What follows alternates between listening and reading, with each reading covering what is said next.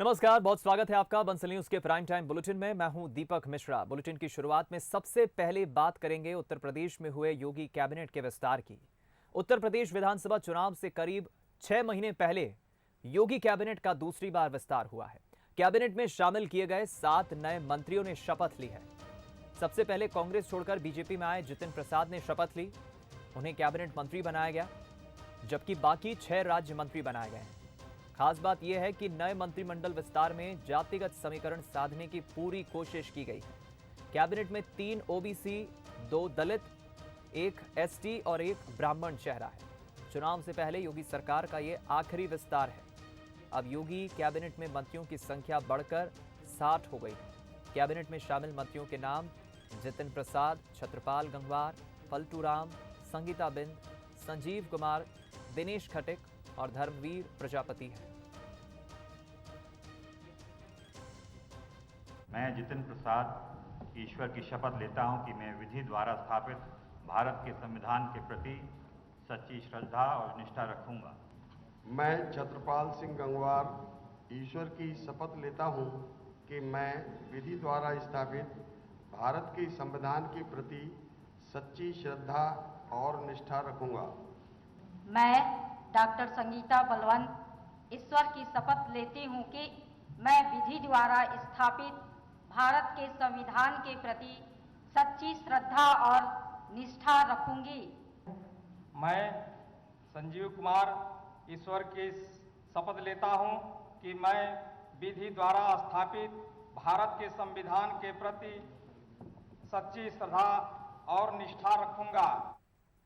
पंजाब के मुख्यमंत्री चरणजीत चन्नी ने आज अपनी कैबिनेट का गठन किया, जिसमें 6 विधायकों को पहली बार मंत्री बनाया गया। कैप्टन सरकार में मंत्री रहे 9 पुराने चेहरों को भी चन्नी ने अपनी टीम में जगह दी।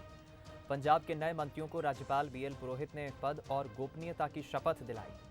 चन्नी मंत्रिमंडल का जो स्वरूप सामने आया है, उसमें 6 विधायक ऐसे हैं जो पहली बार मंत्री बनाए गए हैं। मंत्रियों की अंतिम सूची में जिन नामों पर मुहर लगी, उनमें 9 कैप्टन सरकार के समय कैबिनेट में थे, जिनकी अब वापसी हो गई है।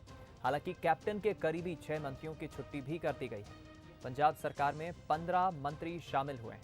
मुख्यमंत्री चरणजीत चन्नी और 2 डिप्टी सीएम सुखजिंदर रंधावा और ओपी सोनी पहले ही शपथ ले चुके हैं। सिंह बादल, मैं मनप्रीत सिंह बादल ईश्वर की सਹੁੰ चुकता हाँ कि मैं कानून द्वारा स्थापित भारत के संविधान के प्रति सच्ची श्रद्धा और निष्ठा रखांगा कि मैं भारत की प्रभुता और अखंडता ਨੂੰ बरकरार रखांगी कि मैं पंजाब राज के कैबिनेट मंत्री वजों अपने कर्तव्यां ਨੂੰ वफादारी ਅਤੇ शुद्ध अंत्यकरण ਨਾਲ ਨਿਭਾਵਾਂਗਾ। बिना सब तरह के लोगों के प्रति संविधान ਅਤੇ कानून की अनुसारता ਦੇ ਵਿੱਚ न्याय करांगा। अमेरिका के 3 दिवसीय दौरे के बाद प्रधानमंत्री नरेंद्र मोदी वापस लौट आए हैं। पालम एयरपोर्ट पर पीएम मोदी का जोरदार स्वागत हुआ। बीजेपी अध्यक्ष जेपी नड्डा भी उनके स्वागत के लिए एयरपोर्ट पर मौजूद रहे। खास बात यह रही कि पीएम मोदी अकेले वापस नहीं आए हैं, उनके साथ वो 157 कलाकृतियां भी वापस आई हैं जो अमेरिका में तस्करी कर लाई गई थी। अमेरिका ने उन सभी कलाकृतियों को वापस लौटा दिया है।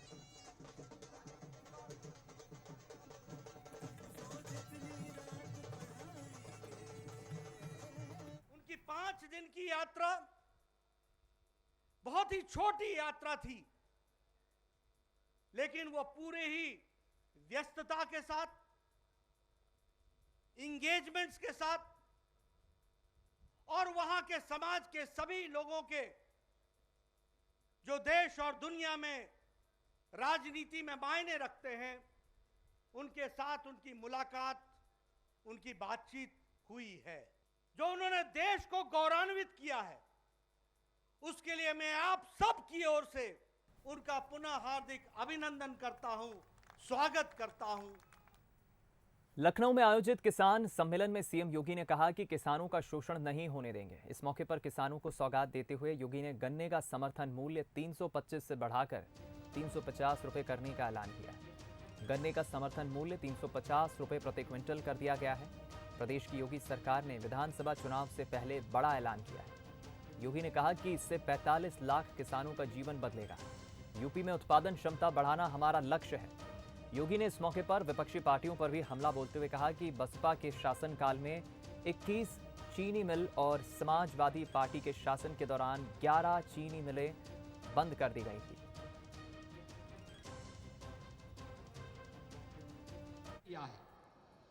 गन्ना किसानों के गन्ना मूल्य का हम अब गन्ना मूल्य में वृद्धि करने की निर्णय की ओर हम आगे बढ़ रहे हैं।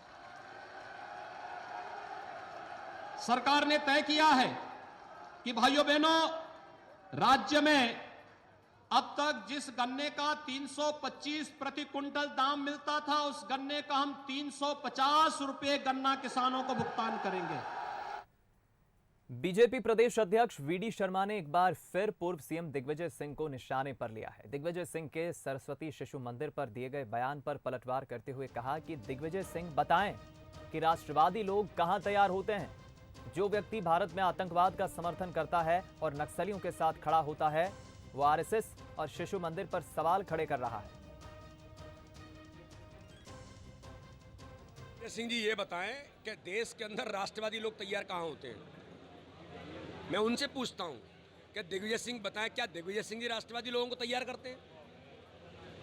जो व्यक्ति भारत के आतंकवादियों को सम्मानित करे, जो व्यक्ति भारत के आतंक को समर्थन करे, जो व्यक्ति नक्सलवादियों के साथ खड़ा हो, ऐसे व्यक्ति राष्ट्रीय स्वयंसेवक संघ के विचार पर सरस्वती शिशु मंदिर जो दिन भर देशभक्ति का भाव जागृत करते हैं, देश के लिए राष्ट्रभक्त नागरिक तैयार करने का काम शिशु मंदिर करते हैं, तो दिग्विजय सिंह जी बताएं उनकी कौन सी संस्था है?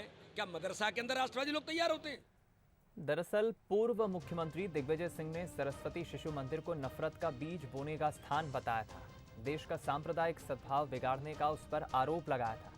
चलिए अब आपको बयान भी सुनाते हैं जिसमें दिग्विजय सिंह ने यह बात कही थी। जो बचपन से सरस्वती शिशु मंदिर से लोगों के दिल और दिमाग में दूसरे धर्मों के खिलाफ नफरत का बीज बोते हैं, और वही नफरत का बीज धीरे धीरे धीरे आगे बढ़कर देश में सांप्रदायिक सद्भाव को बिगाड़ता है, सांप्रदायिक कटुता पैदा करता है, धार्मिक उन्माद फैलाता है।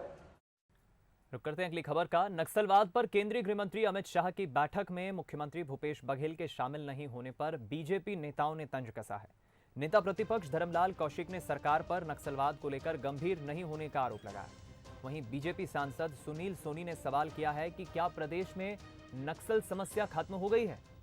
नेता प्रतिपक्ष ने कहा कि नक्सलवाद को लेकर छत्तीसगढ़ सरकार गंभीर नहीं है। बैठक में शामिल होने पर नक्सल गतिविधियों को कम करने में कैसे सहयोग मिले, इस पर केंद्र से चर्चा होती है, लेकिन कांग्रेस की सरकार केंद्र सरकार से चर्चा ही नहीं करना चाहती। आगे धर्मलाल कौशिक ने कहा कि राज्य में कांग्रेस सरकार आने के बाद से ही नक्सली गतिविधियां बढ़ी हैं। उधर मुख्यमंत्री बघेल ने इस मुद्दे पर बीजेपी पर पलटवार किया। उन्होंने कहा कि केंद्रीय गृह मंत्री से उनकी बात होती रहती है, मीटिंग में नहीं जाने को लेकर बीजेपी को हाय तौबा नहीं मचाना चाहिए। प्रदेश की सरकार नक्सली को लेकर के गंभीर नहीं है, नहीं तो अवसर खोजते रहते हैं कि यदि नक्सली के उन्मूलन के लिए, नक्सली गतिविधियों में कैसे हमको केंद्र से सहयोग मिल सके और नक्सली के खिलाफ हम लड़ाई तेज कर सके, और ज्वाइंट मीटिंग करके कि दूसरे प्रदेशों से भी कैसा सहयोग ले सकते हैं। लेकिन जिस प्रकार से छत्तीसगढ़ में कांग्रेस की सरकार आने के बाद में नक्सली गतिविधियां लगातार बढ़ रही है, केवल एक ही है कि ये सरकार नक्सलियों को लेकर के गंभीर नहीं है और नक्सलियों के खिलाफ में कोई कार्रवाई करना नहीं चाहती। अमित शाह जी से लगातार कई बार जब नक्सली घटना होती है या न भी हो तो पर भी उनसे बात हो जाती है, और मैं नहीं समझता कि इसे किसी राजनीतिक चश्मे से देखा जाना चाहिए। जो भारतीय जनता पार्टी के शासनकाल में जिन क्षेत्रों में नक्सली थे तो उसे काफ़ी हम लोग खाली करा चुके हैं। वहाँ विकास के कार्य हो रहे हैं, लोगों का विश्वास जीत रहे हैं। घूर नक्सली क्षेत्र, चाहे वो जगरगुंडा हो, चाहे वो तर्रेम हो, चाहे वो सिलगेर हो, इनमें लोग अब हमारे कैंपों में आ रहे हैं आधार कार्ड बना रहे हैं, हेल्थ कार्ड बना रहे हैं, राशन कार्ड बना रहे हैं, जॉब कार्ड बना। केंद्रीय कृषि कानूनों के खिलाफ अपने आंदोलन को और मजबूत करने के लिए कल किसान संगठनों ने भारत बंद का आह्वान किया है। संयुक्त किसान मोर्चा के नेतृत्व में 40 किसान संगठनों ने लोगों से कल भारत बंद करने की अपील की है। वहीं कांग्रेस ने भी किसान संगठन के बंद के ऐलान को समर्थन दिया है। बता दें कि कृषि कानूनों के विरोध में चल रहे किसानों के आंदोलन को 10 महीने पूरे हो चुके हैं। किसानों का कहना है कि भारत बंद से उनका ये किसान आंदोलन और मजबूत होगा।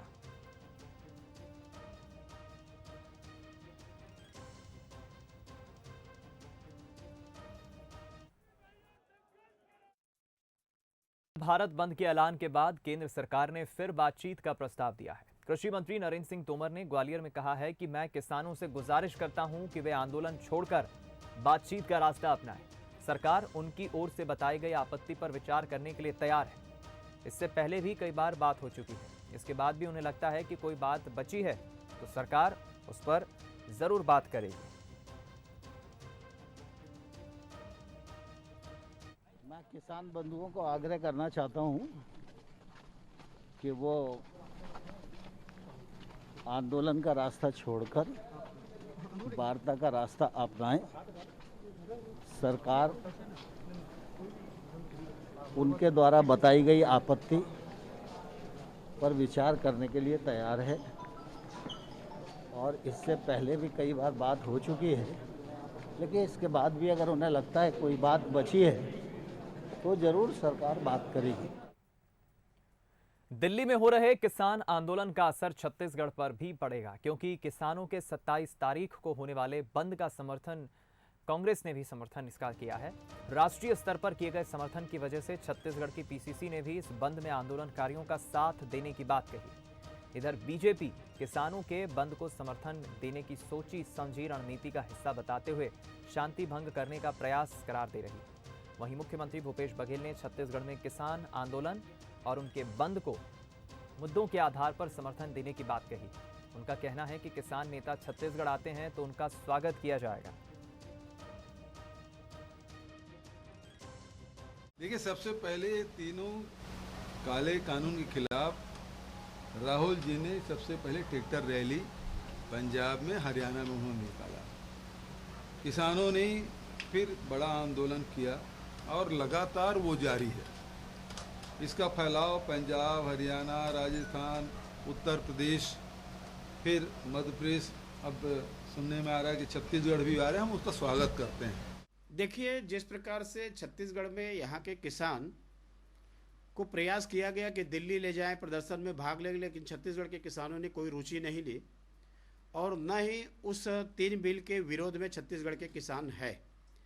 कांग्रेस के सोची समझी रणनीति के तहत छत्तीसगढ़ को आंदोलन में झोंकने के लिए, छत्तीसगढ़ में जो शांति प्रिय है उसको भड़काने के लिए यदि आमंत्रित करे और इस प्रकार के कोई करे, जवाबदारी सरकार की है। चक्रवाती तूफान गुलाब भारत में तबाही मचा रहा है। तूफान आंध्र प्रदेश के तट से शाम करीब 7 बजे टकराया। इसके साथ ही आंध्र के श्रीकाकुलम में तेज हवाओं के साथ बारिश शुरू हो गई। यहां तट के किनारे एक नाव तूफान से टकरा गई। इसके बाद से 5 मछुआरे लापता हैं। पुलिस उन्हें ढूंढने की कोशिश कर रही है। तूफान गुलाब के सक्रिय होने से 6 राज्यों में भारी बारिश की संभावना है। इस दौरान हवाओं की गति 75 किलोमीटर प्रति घंटे से लेकर 85 किलोमीटर प्रति घंटे के बीच होगी। तूफान में तेजी आने पर हवाएं 95 किलोमीटर प्रति घंटे की रफ्तार से आगे बढ़ सकती है। ये तूफान लगातार पश्चिमी दिशा में आगे बढ़ते हुए दक्षिणी छत्तीसगढ़, महाराष्ट्र, गोवा और गुजरात तक जाएगा। इस दौरान रविवार से मंगलवार सुबह तक इन सभी इलाकों में भारी से बहुत भारी बारिश की संभावना है।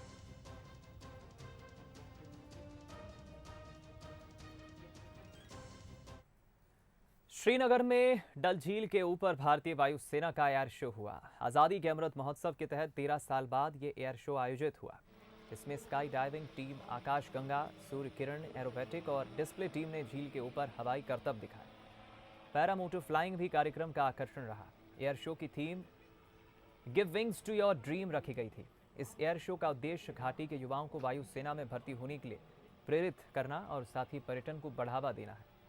एयर शो जम्मू कश्मीर के शेर कश्मीर इंटरनेशनल कन्वेंशन सेंटर में आयोजित हुआ था।